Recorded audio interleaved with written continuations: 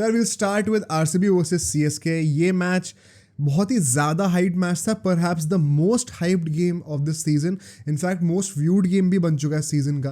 तो नेचुरली बहुत ज़्यादा अटेंशन और बहुत ज़्यादा आई बॉल्स थी इस गेम पे for two reasons primarily. I think एक तो आरसीबी का जो विनिंग स्ट्रीक चल रहा था, प्लस विराट कोहली का नैरेटिव कि can he finally win the trophy, वो एकदम से शायद आया होगा आरसीबी फैंस के दिमाग में। एंड चेन्नई के लिए ऑफ कोर्स वेरी ऑब्वियस कि धोनी का लास्ट मैच हो सकता है, तो क्या उसके लिए भी मतलब this would be a redemption arc, या फिर एकदम से एक अनएक्सपेक्टेड सा फेयरवेल मिल जाएगा। कई लोग इसमें भूल गए कि भाई दिनेश कार्तिक का भी लास्ट मैच हो सकता था ये, एंड उसको कोई टेंशन ही नहीं हुई बेचारे को। बट रिगार्डलेस हम लोग आते हैं मैच के ऊपर। थैंकफुली स्टार्टिंग से एकदम रेन हो नहीं रही थी, तो मैच शुरू तो हो गया था, बीच में कुछ टाइम के लिए बारिश आती है, उसको भी डिस्कस करेंगे। टॉस जीतती है CSK and they choose to chase. Of course जब भी आपको नेट एंड नेट का इशू हो, it is always better to chase, ताकि आपको दिमाग में पता रहे आपको क्या कंडीशंस के अंदर, क्या कंस्ट्रेंट्स के अंदर कितना टारगेट चेस करना है। It is always better you have the target in front of you, उसके हिसाब से आप प्लान कर सकते हो। प्लस बारिश का भी चांसेस थे जो कि होती भी है, तो it is always better to chase. So Chennai का डिसीजन तो बहुत सही था, एंड आई थॉट पर्सनली कि ये जो टॉस जीत गई ना, बहुत बड़ा चांस है ऐसा मैच भी जीत जाएंगे। एंड जीतने का मतलब था कि क्वालिफाई तो कर ही रहे हैं, टॉप 2 के चांस में भी आ सकते थे। इनफैक्ट मैंने प्रीव्यू में भी कहा था कैसे आई वॉज थिंकिंग कि सीएसके के पास थोड़ा एज रहेगा यहाँ पर, एंड टॉस के बाद तो I was reaffirming that. But this is why RCB's win is so impressive, so historic. And once again, I've said this before as well कि RCB का ये जो स्ट्रीक चल रहा है ना, they deserve a lot of credit for that. हाँ, दोनों एंड से कुछ बेवकूफ़ियाँ हुई हैं, more particularly from the fans side. उनको मैं क्रिटिसाइज भी करूँगा एंड कवर भी करूँगा डिटेल में टुवर्ड्स दी एंड, चाहे वो हैंडशेक वाला इंसिडेंट हो, चाहे वो RCB के सेलिब्रेशन को लेके हो, जो भी है वो सब हम लोग इस सेगमेंट के एंड में एकदम ब्रेक डाउन करेंगे। थोड़ी कॉन्ट्रोवर्शियल चीज़ें होंगी, पहले मैच को एकदम टैक्टिकली डिस्कस कर लेते हैं। तो देखो यहाँ पे 2 चेंजेस थे फॉर सीएसके प्राइमरीली। सैंडनर जो है वो मोइन अली की जगह पे आ गए थे, बिकॉज मोइन अली जा चुके हैं, एंड रहाने जो है वो रिजवी की जगह पे एज एन इम्पैक्ट प्लेयर, जो पिछले बार रिजवी थे उनकी जगह पे रहाने खेल रहे थे। अगर मैं आरसीबी की बात करूँ, once again English player Will Jacks वो गए थे और मैक्सवेल अंदर आ गए थे, बाकी कोई चेंजेस थे नहीं। सो फर्स्ट इनिंग्स पे चलते हैं सीधा। एंड बैटिंग पहले आरसीबी कर रही थी। इस पावर प्ले को यूजुअली मैं इन टोटलिटी डिस्कस करता हूँ हमेशा, मैं इसको 2 हाउस में डिस्कस करूँगा इस बार, क्योंकि मजबूरी है, बारिश हो गई थी बीच में, 3 ओवर के बाद बारिश हो जाती है। एंड ये जो 3 ओवर पावर प्ले के स्टार्टिंग के थे compared with the next 3 overs of the power play, ज़मीन आसमान का फ़र्क था। वो भी क्यों था, उसके पीछे का भी रीज़न पता लगाते हैं। पहले 3 ओवरों में 31 रन आए थे, तो मतलब अच्छी खासी रन रेट चल रही थी। और अगले 3 ओवर में जब बारिश होके हटी तो सिर्फ 11 रन आए हैं। ज़मीन आसमान का फ़र्क है। इतना ज़्यादा फ़र्क कैसे? विकेट तो एक भी नहीं गिरा। पावर प्ले के एंड पे 42 रन थे फॉर नो लॉस, तो मतलब दोनों सेम ही बैट्समैन थे, पिच भी वही थी, बॉलर्स भी वही थे, तो एकदम से रन रेट इतनी ज़्यादा क्यों गिर गई? उसके पीछे का रीज़न है जब बारिश हुई है। देखो, ऑल्दो पिच कवर हो जाती है, but you can not avoid the fact कि जब तक वो कवर्स अप्रोच करते हैं पिच को, तब तक जो है काफ़ी हद तक कुछ पानी सोक इन कर चुकी होती है पिच, ठीक है। इसके चलते हुए पिच डैम्प हो जाती है। डैम्प हो जाती है, उसके ऊपर जब आप कवर डाल दोगे तो कवर के अंदर ही अंदर वो मॉइस्चर बनता रहेगा पिच के जस्ट ऊपर हवा में, एंड वो मॉइस्चर जो है फिर बॉल को स्विंग करने में भी हेल्प करता है, ड्रिफ्ट करने में हेल्प करेगा, एंड जो डैम्पनेस होगी उसकी वजह से बॉल फंस के आएगी। And both of these reasons insured कि फिर बॉल जो ऐसे टर्न हो रही है कि मतलब डे 5 का कोई टेस्ट विकेट हो इंडिया के अंदर। बट वो बहुत ही शॉर्ट लिव्ड पीरियड ही होना था, बिकॉज जैसे ही पिच दोबारा ड्राई अप कर जाएगी, pitch will resort to its natural self. And to be very honest, ये pitch, it was a great batting wicket. If not for that short spell of rain, you could have seen even a 240 score in the first innings. कोई बड़ी बात नहीं थी. It was a great batting surface. तो it was purely because of the rain factor कि वो बीच में 3-4 over थोड़े स्लो हो गए आरसीबी के। एंड यहाँ पे कई लोग ना, मैं देखा था बहुत रिएक्शनरी होकर फैफ डू प्लेसी को ब्लेम कर रहे थे। एंड तुम क्या ही ब्लेम करोगे यार? देखो, Virat Kohli is in the form of life, तो उसका तो कोई कंपैरिजन है ही नहीं। एक उसने वो कूद के पुल का छक्का मारा था, भाई देख कर ही लग रहा था बंदा अलग ही फॉर्म में। फैफ डू प्लेसी ने जिस तरीके से इनिंग्स को कैरी करा ना in that transition phase where pitch was a bit sticky to the point where it restore to its natural self, उसमें डुप्लेसी की इनिंग्स कितनी क्रूशल थी वो जीत के बाद ही समझ में आ रही है। एंड मुझे ये कंप्लेंट है आरसीबी के फैंस से कि they are too reactionary, perhaps because they have such a large fan base कि उसमें से जो ट्रू फैंस हैं, जो जेन्युइनली क्रिकेट देखते हैं, उनका ओपिनियन कहीं ना कहीं दब जाता है, and you know the basic public जिनका क्रिकेटिंग आईक्यू उतना नहीं होता, उनकी ओपिनियन ज़्यादा वॉइस आउट करके दिखती हैं ट्विटर के ऊपर, सोशल मीडिया के ऊपर। परहैप्स इसकी वजह से ऐसी इमेज बनती हो, because I know a few people who are genuine cricket fans who support RCB, उनके ओपिनियंस मैच नहीं करते ऐसे लोगों से। बट द सैड रियलिटी है कि RCB के फैंस का, क्योंकि वो एवरेज क्राउड भी उसके अंदर इंक्लूडेड हो जाती है, बिकॉज स्केल ही इतना बड़ा है फैन बेस का, उनकी वो बकवास सुन के ना वो पूरे फैन बेस का नाम खराब हो जाता है।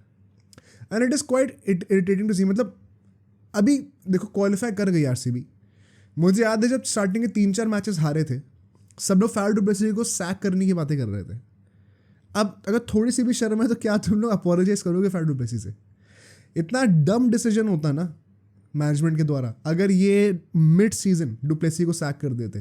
थैंक गॉड उन्होंने नहीं करा, एंड थैंक गॉड कि डुप्लेसी ने उनका जो ट्रस्ट था वो रीपे करा है। But coming back to the game, जो हम लोग अगले 4 ओवर का फेज देखते हैं 6 से 10 के बीच में, यहाँ पे 36 रन और आते हैं, तो 9 रन पर ओवर की रन रेट हो चुकी थी। You could automatically see stats ही समझ में आ जाएगा, ज़्यादा दिमाग लाने की ज़रूरत ही नहीं है कि पिच जो है वो वापस रिकवर करना शुरू हो गई थी। एंड यहाँ पर एक विकेट गिरता है विराट कोहली का, मिचेल सैंडनर उनको आउट कर देते हैं। I think Virat Kohli played a great innings for sure. सबसे बड़ी बात है कि 700 रन हो चुके हैं, एंड अभी 2 मैचेस और होपफुली खेलने को मिलेंगे, अगर या फिर 3 भी हो जाए तो 800 रन का भी वो मार्क क्रॉस कर सकते हैं। क्या 900 क्रॉस कर सकते हैं? बहुत ज़्यादा हो जाएगा आस्क करने के लिए, but I genuinely want him to come as close as possible to that 2016 total. जितना हो सकता है उतना है, इंडिया के लिए बहुत अच्छा है ये personally. So I was very happy to see the way Virat Kohli was nicking the ball. Plus if you notice, कुछ भी कह लो, विराट कोहली भी कुछ भी कह ले कि वो सुनील गावस्कर के रिलेटेड या कॉमेंटेटर्स के रिलेटेड कि बोलना बहुत आसान है ये वो, I genuinely think Virat Kohli ने उस क्रिटिसिज्म को एक्सेप्ट करके अपना गेम को चेंज करा है। उस गेम के बाद से उसकी स्ट्राइक रेट, उसका खेलने का तरीका, रिस्क टेकिंग एबिलिटी एक डिफरेंट लेवल पे है। And this is why Virat Kohli is perhaps the greatest batsman of this generation. Because उसको क्रिटिसाइज करो, शायद उसको पसंद नहीं आएगा criticism, but he will talk to himself, he will recognise कि क्या क्रिटिसिज्म वैलिड है कि नहीं है, एंड बिहाइंड द डोर्स उस चीज़ को इम्प्रूव करेगा। And the great part is the speed with which he implements those changes in his play style. He's ever evolving. That is the biggest positive for Virat Kohli. And perhaps commentators के जो remarks थे वो शायद pay off कर रहे हैं. It could be a big factor going into the playoffs as well. So यहाँ पे जडेजा की बहुत पिटाई होती है by the way. जडेजा का मैच अच्छा नहीं गया था. अगले 5 ओवर की बात करी जाए तो यहाँ पे पट्टीदार इनिशियली थोड़ा स्लो स्टार्ट करते हैं, बट फैफ डू प्लेसी अब क्योंकि सेट हो चुके थे, now he started to take off. He was playing the role that Virat Kohli was playing before, उनकी जगह फुलफिल करने के लिए.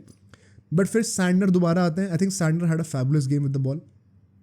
एक बहुत ही लकी रन आउट मिलता है फैफ डू प्लेसी के against. And here is my next complaint with the RCB fan base. ये मैंने KKR वाले मैच के अगेंस्ट भी देखा था. उसको मैंने पूरा प्रूफ के साथ पॉडकास्ट में फोटोज़ के साथ प्रूफ करा था कि क्या ये फालतू का रोना लगा रखा है इतना. Everything was fair and there is a sentiment I believe. एक तो ये ना हर फ्रेंचाइज के साथ रहा है इस साल IPL में. मैंने KKR के साथ भी देखा है ये कि फालतू में रोना है टॉस को लेके कि वो चीटिंग हुई है, ये हुई है, वो हुई है. ये सब चीज़ों में क्यों रोना होता है भाई? अभी वो फैफ डू प्लेसी का जो आउट हुआ, रन आउट हुआ, जो सैंडनर के ऐसे हाथ से लग के पीछे रन आउट हो गया था नॉन स्ट्राइकर्स एंड पे, इट वाज क्लियरली आउट था. कोई दिमाग लगाना ही नहीं है. 2 जगह से रिप्ले देख लो, 2 एंगल से साफ साफ पता चल जाएगा. फिर भी प्रोपेगेंडा फैलाना है कि ये चीटिंग हुई है हमारे साथ. मतलब मैं क्या ही तो बोलूं. मैच खत्म होने के बाद सारी फोटोज आ जाती हैं, you have all the resources to verify yourself. उसके बाद भी लोग ये सब चीज़ें सोशल मीडिया पर डालते हैं. तो अब मैं वो एवरेज फैन को बेवकूफ़ अगर कोई नहीं बोलेगा तो मैं उसको कैसे मतलब मना करूँ? कैसे बोल दूँ कि नहीं हाँ भाई वो नहीं बेवकूफ़ है, उसमें दिमाग है? कैसे डिफेंड करूँ उस बंदे को? तुम खुद ही बताओ. एंड ये RCB का मैच है, सिर्फ मैं RCB का डिस्कशन कर रहा हूँ, वरना ये ऑलमोस्ट हर फैन बेस के साथ है. अभी CSK की बात करेंगे जो बकवास उन्होंने भी करी है. But I don't like this. देखो अंपायरिंग का स्टैंडर्ड ओवरऑल हर टीम के लिए ख़राब रहा है, ठीक है? तो हर टीम का रोना चल ही रहा है. मैं कह रहा हूँ जब सबके लिए अगर बिलो पार स्टैंडर्ड है तो luck will even out over 14 games. Stop playing the victim card, feeling कि हमेशा हमारे साथ ही ऐसा क्यों होता है. नहीं भाई, तुम इतने स्पेशल नहीं हो. तुम में इतनी अटेंशन नहीं दी जा रही कि सिर्फ तुम्हारे ये एजेंडा बनाया जा रहा है. You don't matter. समझ रहे हो? And you don't matter as a not you the viewer but the team, चाहे वो आरसीबी हो, चाहे वो केकेआर हो, चाहे वो एसआरएच हो, चाहे वो सीएसके हो, मुंबई हो, कोई भी हो बड़ी teams, you don't matter that much. इतना कोई कॉन्स्पिरेसी नहीं करने वाला तुम्हारे अगेंस्ट भाई, इतने इंपॉर्टेंट नहीं हो तुम।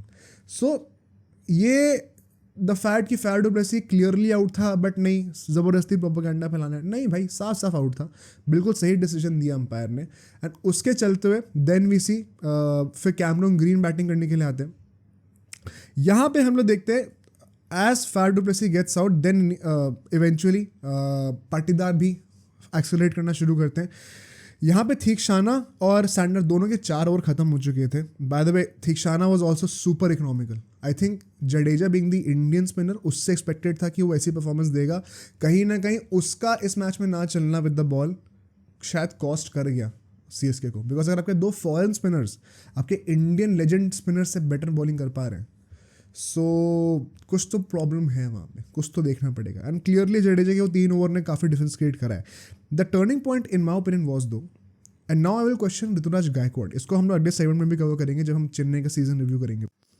सिमरनजीत जो है 14th ओवर डालने के लिए आते हैं बॉलिंग करने, 19 रन खाता है, बहुत एक्सपेंसिव था, कोई क्वेश्चन नहीं है, but that was the only over that he bowled in this whole game. आप क्या सोच रहे थे? And you know why this gets problematic. देखो 15 ओवर के बाद 138 हो चुके थे आरसीबी के, 2 विकेट गिरे थे। आखिरी 5 ओवरों में 80 रन आते हैं, 80 रन। मैच यहीं पे दे दिया सीएसके ने, 80 run in the last 5 overs. और पता है क्यों आता है? इसका मेजर रीजन पता है क्या है? शार्दुल ठाकुर से आपने 3 ओवर कराए हैं डेथ ओवर्स में, 5 में से 3 ओवर। एनी गाय अपने लॉजिकल दिमाग को यूज करके बताओ ऋतुराज गायकवाड क्या सोच रहा था शार्दुल ठाकुर से 3 डेथ ओवर्स में कराने के लिए? क्या लॉजिक था इसके पीछे का? अगर सिमरजीत ने 19 रन खाए तो शार्दुल ठाकुर ने भी अपने पहले ओवर में 15-17 रन खाए थे, कोई बहुत ज़्यादा फर्क नहीं था। तो क्या क्रेडेंशियल्स हैं शार्दुल ठाकुर के over Simarjeet in the death overs? He is not even a front line bowler. मुझे समझ में ही नहीं आया कि आप फिर भी कैसे परसिस्ट कर सकते हो। जब चलो आपने सोचा कि मैं डलवाऊंगा शार्दुल ठाकुर से, वो पहला ओवर पिट गया, 16 ओवर पिट गया मान लो, तो भाई 18 ओवर मत डलवाना उससे, फिर उससे वो भी डलवाना है, चलो वो भी पिट गया तो भाई 20 ओवर मत डलवाना, नहीं वो भी डलवाना है। क्या सेंस है इस बात का? क्यों इतना रिजिड हो माइंडसेट में कि सिर्फ 5 ही बॉलर से बॉलिंग करानी, या फिर इन बॉलर से मेरे को 4 ओवर तो करानी ही कराना, चाहे कितनी भी गंदा मैच जा रहा हो इनका, मुझे समझ में नहीं आता। And you know what, the captaincy that was displayed bye Gaikwad and the way जो सीएसके का गेम प्लान था, मैंने ये चीज़ फर्स्ट इनिंग्स खत्म होने के बाद भी कही थी, हम लोग स्ट्रीम भी कर रहे थे कि CSK deserves to lose this game, RCB ज़्यादा डिजर्व करती है मैच जीतना, एंड वही हुआ exactly, which is I was particularly happy for RCB as well. ये ऐसे स्ट्रैटेजीज के साथ, इतना रिजिड माइंडसेट के साथ, I don't know if you deserve to win the game और नॉट। अगर जीत जाता तो अलग बात थी। एंड सो लास्ट हम लोग देखते हैं पाटीदार जो है वो आउट हो जाते हैं जल्दी, बट उसके चलते हुए Green, Cameron Green, Maxwell and Dinesh Karthik, इन तीनों ने जो कैमियोज खेले हैं ना, once again a big factor that determined कि 80 रन क्यों बने आखिर के 5 ओवरों में। हर बंदे ने बहुत ज़्यादा रन नहीं मारे, कैमियो ने तो चलो ठीक है लंबा खेला है, इन बाकी दोनों बंदों ने 5-6-7 बॉलें खेली हैं, 20-25 रन बना दिए, बात खत्म वहीं पे। और इससे ज़्यादा इम्पैक्ट क्या चाहिए? इससे ज़्यादा बेटर फिनिशिंग और क्या हो सकती है? यही तो रोल है फिनिशर का। एंड वो क्यों? क्योंकि भाई कोई अच्छा वर्दी बॉलर था ही नहीं।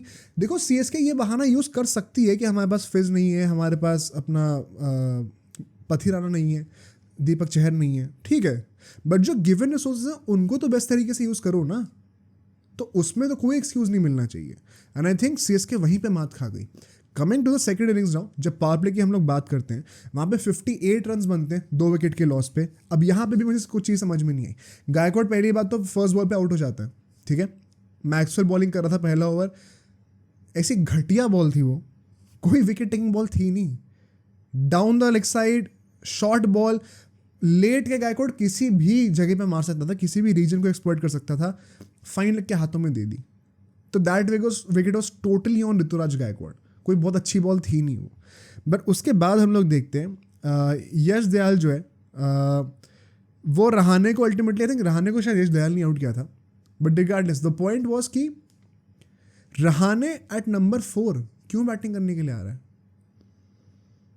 क्या लॉजिक है इसका? एंड आई थिंक रहाणे नहीं, हम लोग डायल मिचेल की बात कर रहे थे पहले, I must have misplace that. Dial Mitchell भी क्योंकि जल्दी आउट हो जाता है, रहाणे रचिन रविंद्र बैटिंग कर रहे होते हैं। रहाणे एट नंबर 4 क्या सेंस है? Why this obsession to stick to Rahane जब वो परफॉर्म नहीं कर रहा है तो? एंड इफ एट ऑल तो उसको बीच में ड्रॉप क्यों करा था? और रिजवी को ऐसे क्या मतलब फॉल्स होप्स क्यों नहीं हुई थी? उसको तो अच्छे से यूज़ भी नहीं करा पूरा आईपीएल में। एंड रहाणे नंबर 4 का प्लेयर कब से हो गया T20s में? कब से हुआ? Specially at this as.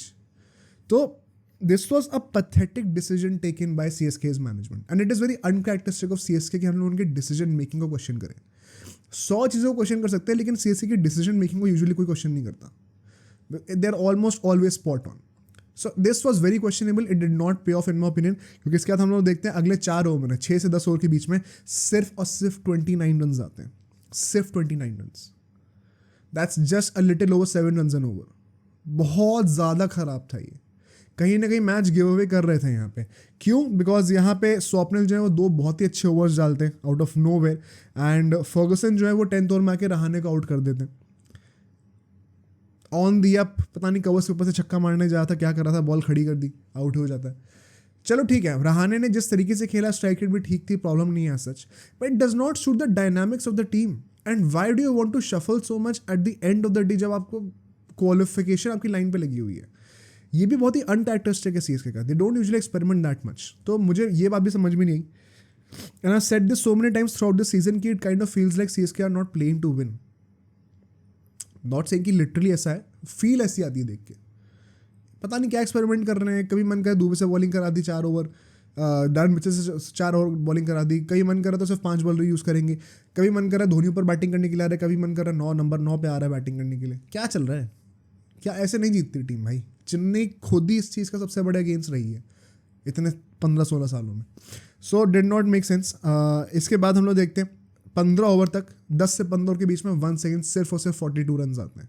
I think ये जो मिडिल ओवर्स का फेस था, यहाँ पे RCB ने गेम किल कर दिया था। Like they killed the game in the sense कि they knew now that they are winning for sure.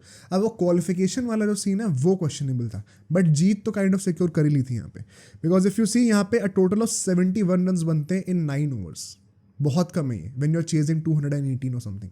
And it felt like once again Chennai are not playing to win, they are just playing for the qualification. और मुझे ये बात भी समझ में नहीं आई, because अगर आप जीतोगे तो आपका टॉप 2 का चांस हो सकता था, तो आपने वो चीज़ कैसे अवॉइड कर दिया? आप ट्राई भी नहीं करोगे क्या उसके लिए? I am very disappointed with CSK's display here. बहुत ही ज़्यादा बुरा लगा मुझे तो। एंड यहाँ पे आई वुड से जो टर्निंग पॉइंट था गेम का, अल्टीमेट टर्निंग पॉइंट, पहली बात तो आई थिंक दुबे का कैच छोड़ता है सिराज, जितना मुझे याद है, लड्डू कैच छोड़ा था भाई साहब ने। एंड फिर उसके बाद दुबे जो है वो रचिन रविंद्र को रनआउट करा देते हैं। एंड दिस सिली मिस्टेक थी वंस अगेन। ये रनआउट्स में हमेशा एक स्कूल बॉय एरर देखने को मिल जाता है। शिवम दुबे फील्डर को देख के क्यों भाग रहा था?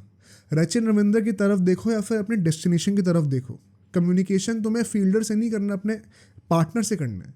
विराट कोहली ने बड़ी रिसेंटली एक इंटरव्यू में बोला था, अभी पता नहीं पूमा का इवेंट था, पता नहीं किसका था, कि when ever I am running a double, जब मैं सेकेंड रन भाग रहा हूँ, I am not even looking at कि वो बंदे के पास, फील्डर के पास बॉल पहुंची कि नहीं पहुंची, वो फील्डर किस लेवल का है, कि उसका थ्रोइंग आर्म स्ट्रॉन्ग है कि नहीं है। नहीं भाई, मुझे भागने का मैंने वो मन बना लिया, फिर मैं सिर्फ एंड टारगेट पे देख रहा हूँ, सिर्फ और सिर्फ।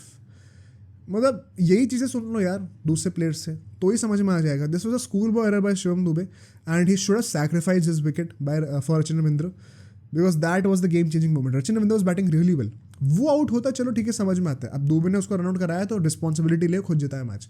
दुबे भाई साहब अगले ओवर में खुद भी आउट हो जाते हैं। अरे जो 2 विकेट्स थे ना, पूरा मिडिल ऑर्डर तोड़ दिया इन लोगों ने CSK का। बिकॉज देन वी सी फिर Ravindra Jadeja and then eventually अपने मिथ सैंटनर आते हैं बैटिंग करने के लिए। सैंटनर भाई साहब फुल टॉस पे आउट हो जाते हैं। फैरुड बस ने क्या कैच ही पकड़ ली, तो क्या ही क्वेश्चन करा जाए। बट आप देख रहे हो कैसे थ्रो करें विकेट्स, फुल टॉस पे आउट होना, रन आउट हो जाना, क्या मतलब लिटरली आप हाथों में दे रहे हो RCB की गेम को।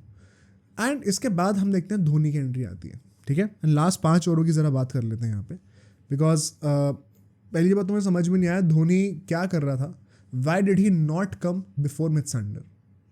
और पता अभी हम लोग नेक्स्ट सीजन में, नेक्स्ट अभी सेगमेंट में जब अभी रिव्यू करेंगे CSK का कि क्यों ये लोग नहीं पहुंच पाए, वो 8 रीजंस क्या है एग्जैक्टली, उसमें एक बहुत बड़ा रीज़न है धोनी का।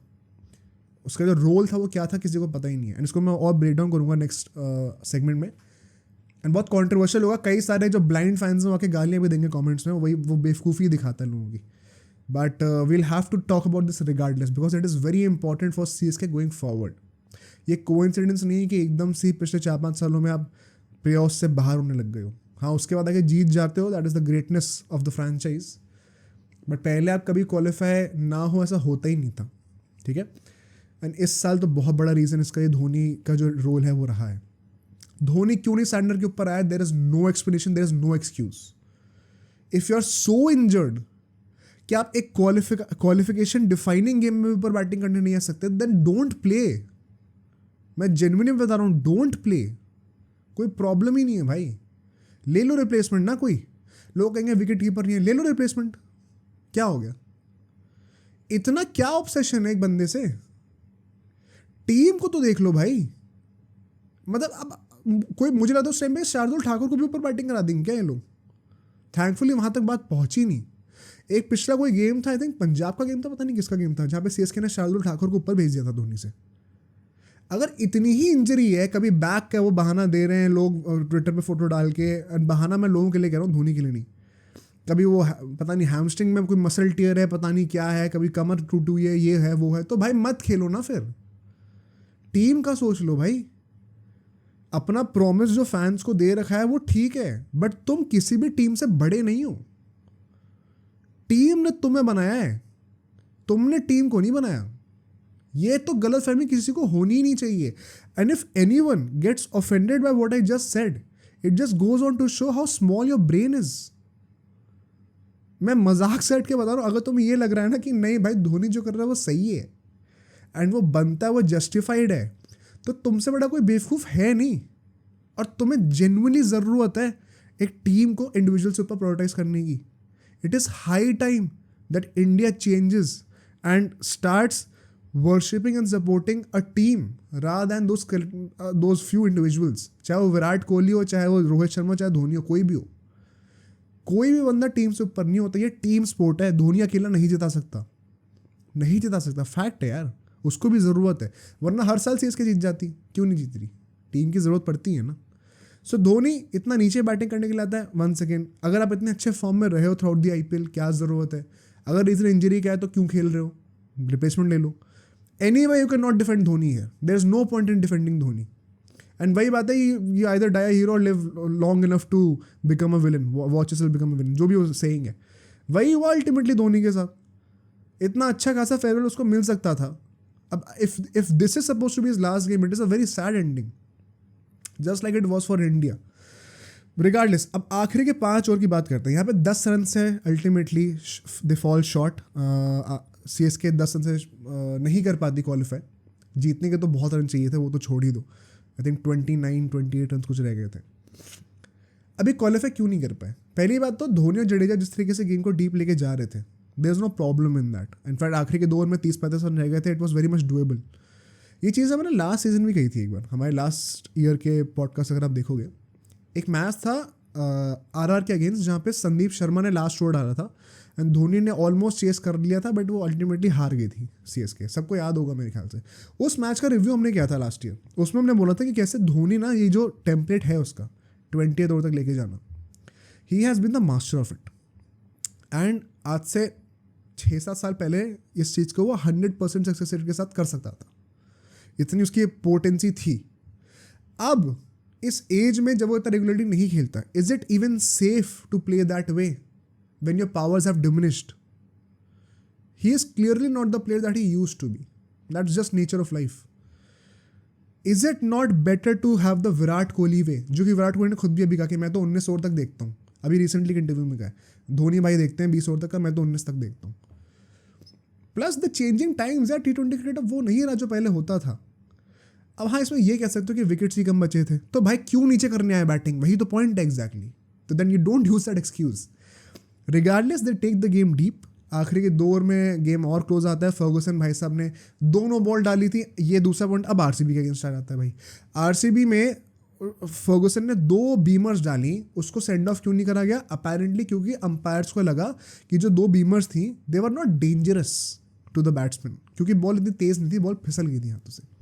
भाई कौन होता है डिफाइन करने वाला बॉल तेज़ या डेंजरस है कि नहीं? क्या रूल बुक में लिखा हुआ है कि इस इतने किलोमीटर पर आवर की स्पीड से अगर ऊपर की बॉल होगी तो उसको डेंजरस बीमर माना जाएगा, उससे नीचे की होगी तो नहीं माना जाएगा? क्योंकि कौन किस बेसिस पर डिसाइड कर रहा है? There is no transparency, this is so subjective. और अंपायर कौन होता है डिसाइड करने वाला कि बॉल डेंजरस थी कि नहीं? बैट्समैन से पूछो। फेस अंपायर थोड़ी कर रहा है बॉल को, बैट्समैन से पूछे ना। अंपायर्स लॉ को इंटरप्रेट करने के लिए वहाँ पे, उसको इम्प्लीमेंट करने के लिए वहाँ पे। अबे खुद क्या लॉ बना रहे हो भाई उस चीज़ को लेके? लॉ बनाने से मेरा मतलब ये नहीं कि कोई किताब में कुछ लिख दिया है, बट इंटरप्रेट उस तरीके से करो ना जो कि लॉजिकल तो है। मेरा मन कर रहा है ऐसे इंटरप्रेट करने का तो मैंने कर दिया, तो it is very subjective, then it's better to have robots. तो मुझे समझ में नहीं आया फर्गुसन सेंड ऑफ क्यों नहीं हुआ वहाँ पे, उसको क्यों डालनी थी बॉलिंग? और ठीक है, इफ एनी हो सकता है मैं रूल में कुछ मिस आउट कर रहा हूँ, अगर ऐसा कुछ है तो please let me know in the comments. But अगर यही लॉजिक है कि वो डेंजरस नहीं लग रही थी तो भाई who defines what is dangerous? क्या लिखा हुआ है रूल बुक में कहीं? तो प्लीज़ लेट मी नो अगर ऐसा कुछ है तो। अगर ऐसा है then it is fair. Next, इसके बाद हम देखते हैं लास्ट ओवर में 17 रन रह गए थे, यश दयाल बॉलिंग करने के लिए आते हैं। यश दयाल भाई साहब ने पता नहीं क्या फुल टॉस मारी, धोनी का भी लीडिंग एज लगा, पता नहीं भाई पीछे 110 मीटर का छक्का लग गया। If you are in such a good nick you should have come in to bat earlier, there is no excuse whatsoever. What happens is, Dinesh Karthik ने बोला पोस्ट मैच प्रेजेंटेशन में कि it was the best thing to happen to RCB because उसके चलते हुए जो ball इतनी गीली हो चुकी थी, जो फिसल रही थी हाथों से, वो स्टेडियम के बाहर चली गई तो बॉल चेंज करनी पड़ गई। And so now Yash Dayal could use back of the hand slower deliveries, and फिर वहाँ से गेम बदल गया बिकॉज देन धोनी आउट हो जाता है, फिर शार्दुल ठाकुर डॉट बॉल करता है, फिर जडेजा भी 2 डॉट बॉल कर देता है। जडेजा का भाई एंडिंग अच्छी नहीं रही, overall the innings was good though. One second, it is a question though, क्या इंडिया से वो ऐसा कर पाएगा? You have to raise questions on the legends as well. Jadeja को मैं खुद भी सपोर्ट करता आ रहा हूँ, लेकिन भाई कोई दूध का धुला नहीं है इतना, सबको क्वेश्चन करना ही पड़ेगा, परफॉर्मेंस बेस्ड गेम है ये। And so RCB had a very historic game, unreal scenes, Virat Kohli almost रोने वाला था ऐसा लग रहा था। कई लोगों ने तो डिक्लेयर भी कर दिया इंटरनेट पे कि रो ही रहा था, मुझे पता नहीं, मैंने फोटोज नहीं देखी। But then you know what happens, और ये चीज़ मुझे आज पता चली है one day after the game. Apparently MS Dhoni line के सबसे आगे खड़े होके हाथ मिलाने के लिए वेट कर रहे थे। अब सोचो अगर ये क्लिप इतनी बढ़िया थी तो पूरा का पूरा पॉडकास्ट कितना बढ़िया होगा। तो अगर आपको इसी क्लिप का पूरा पॉडकास्ट देखना है तो यहाँ पे क्लिक करिए, और अगर आपको ऐसे ही और क्लिप्स बिंज वॉच करनी है तो यहाँ पे क्लिक करिए।